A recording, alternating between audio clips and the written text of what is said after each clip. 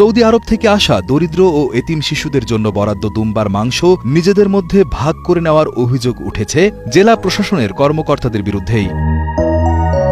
১ November শনিবার দুপুরে Pabna circuit হাউসে দুম্বার মাংস ভাগাভাগির সময় সাংবাদিকদের কাছে হাতে নাতে ধরা পড়েন জেলা প্রশাসনের কিছু কর্মচারী।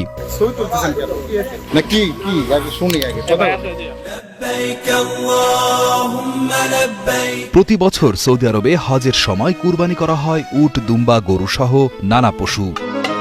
প্রতি বছর লক্ষাধিক হাজি ইসলামী বিধান অনুযায়ী কুরবানি দেন।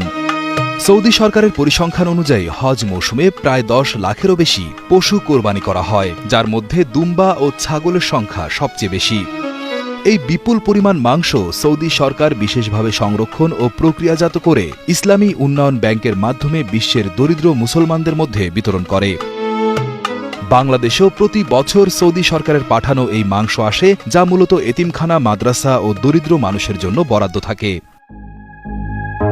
সৌদি আরব থেকে আসা দরিদ্র ও এতিম শিশুদের জন্য বরাদ্দ দুম্বার মাংস নিজেদের মধ্যে ভাগ করে নেওয়ার অভিযোগ উঠেছে জেলা প্রশাসনের কর্মকর্তাদের বিরুদ্ধেই। প্রত্যক্ষদর্শীদের বরাতে জানা যায়, এতিমখানা ও মাদ্রাসার জন্য বরাদ্দকৃত মাংস জেলা প্রশাসনের কিছু কর্মচারী সার্কিট হাউসে বসে নিজেদের মধ্যে ভাগ বাটোয়ারা করছিলেন। এ সময় সাংবাদিকরা উপস্থিত হলে তারা হাতে নাতে ধরা পড়েন। সাংবাদিকদের ক্যামেরা দেখেই অভিযুক্তরা মাংস ফেলে স্থান ত্যাগ করতে শুরু করেন।